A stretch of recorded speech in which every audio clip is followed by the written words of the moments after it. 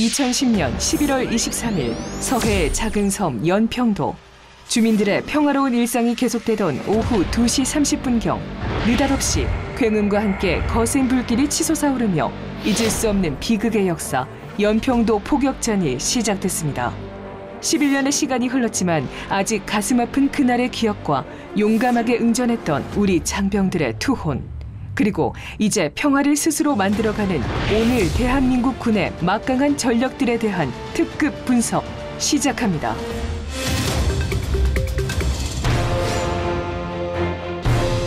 사격 훈련을 실시하고 잠시 정비 중이던 연평도 해병부대에 기습적으로 떨어진 북한군의 무차별적인 포탄 공격. 주민들이 거주하는 마을까지 포격이 진행되는 상황이었기에 곧장 K9 자주포로 즉각 대응에 나섭니다. 세계적 명품 자주포라고 평가받는 K9은 자동화된 사격 통제 장치와 포탄 장전 장치를 탑재했기 때문에 첫 사격 명령을 받고 길게는 11분까지 걸리는 기존 포의 초탄 발사 시간을 짧게는 30초까지로 줄여 신속한 반격을 하는데 안성맞춤인 무기입니다. 이렇게 우리 군은 신속한 대응 사격을 했지만 북한군은 연이어 2차 포격을 실시했고 연평부대는 30여 발을 추가로 사격하며 치열한 교전이 이어졌습니다. 3시 41분경 북한의 포격 중지로 치열한 교전이 끝나게 됐지만 불과 1시간이 채 안 되는 시간 동안 북한군은 해안포 등을 동원해 170여 발을 발사했고 연평도를 지키던 해병대 연평부대는 K9 자주포로 80여 발을 대응 사격했습니다. 연평부대 병사 2명과 민간인 2명이 안타깝게 희생되었지만 우리 군 추산 북한군의 사상자 규모는 40여 명. 우리 병사들은 본연의 임무를 완벽히 수행해내며 전투를 승리로 종결했습니다. 하지만 그 이후 연평도 포격전을 둘러싼 의혹이 보도되며 뜻하지 않은 논란이 이어집니다.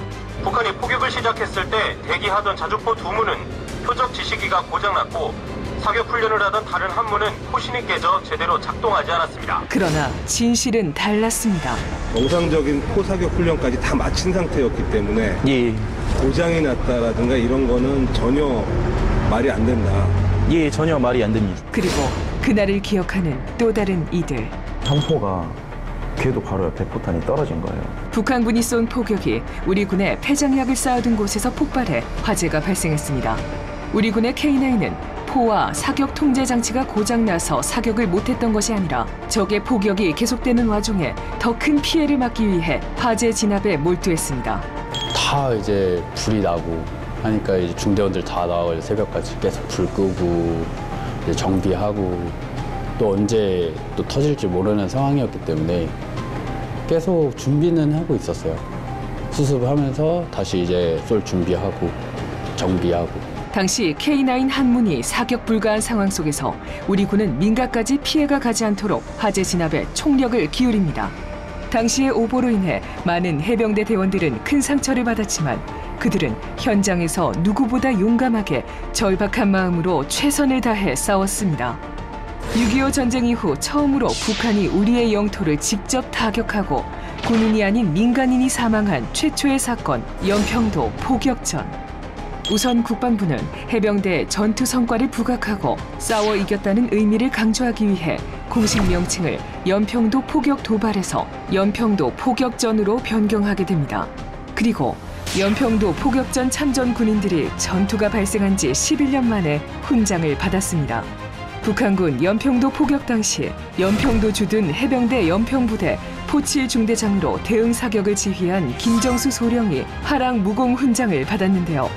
현역 군인이 화랑 무공 훈장을 수문한 것은 2011년 아덴만 여명 작전 이후 10년 만의 일입니다. 이뿐 아니라 같은 중대에 있었던 천중규 상사와 김상혁 상사는 인헌 무공 훈장을, 이준형 중사는 무공 포장을 받았습니다. 아쉬움은 여전히 남아있지만 연평도의 영웅들에게 작은 위로가 되었기를 희망합니다.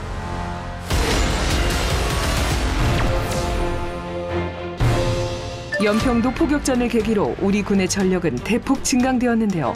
2011년 6월 육해공군 합동참모진으로 구성된 최초의 합동작전사령부인 서북도서방위사령부를 창설해 서북도서 방어를 전담하도록 하고 유사시 현장 지휘관의 재량권도 대폭 강화해 선 조치, 후 보고 지휘 지침에 따라 신속, 정확, 충분하게 응징할 수 있도록 선제적, 공세적 작전 체계를 구축했습니다.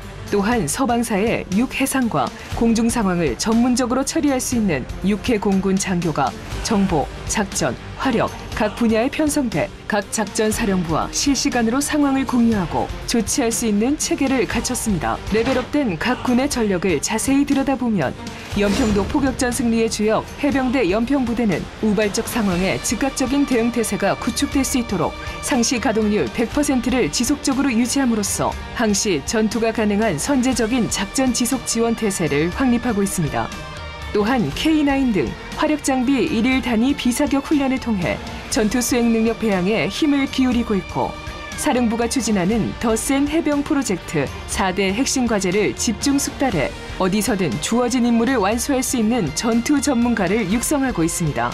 또한 연평도를 포함한 서해 5도와 우리 영해를 지키는 해군은 최신 전투함 이지스함으로 대공 방어 능력을 강화시켰고 국내 독자 기술로 설계한 3,000톤급 잠수함 보유, 그리고 독도함, 마라도함과 같은 대형 수송함을 작전 배치해 기동함대 전력 구축에 초석을 다졌습니다.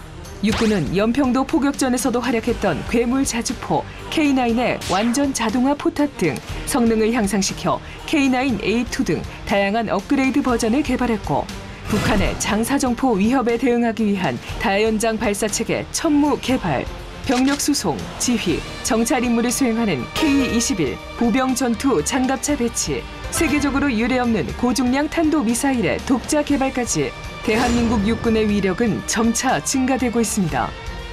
공군은 세계에서 8번째로 최첨단 초음속 전투기 KF-21 보라매를 자체 개발했고 문재인 대통령이 직접 탑승하며 우리 개발 항공기의 안전성과 우수성을 증명한 FA-50 경공격기, 항공기 등을 요격할 수 있는 중거리 지대공 유도 무기 천궁 등 신형 무기 체계를 도입해 우리 하늘을 더욱 든든하게 지켜주고 있습니다.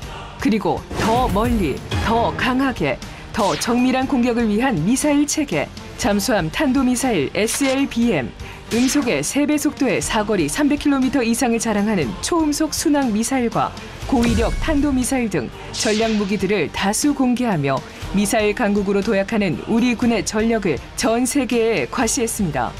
여기에 더해 우리 군은 4차 산업혁명을 통한 미래 전력의 기반을 다지고 있는데요. 인공지능을 활용한 센서와 기동부대, 타격수단을 유기적으로 연결한 육군의 지상 전투체계 아미타이거 4.0, 그리고 해군의 스마트 네이비와 공군의 지능형 스마트 비행단을 통해 미래전 대비를 그 어느 국가보다 철저하게 준비하고 있습니다.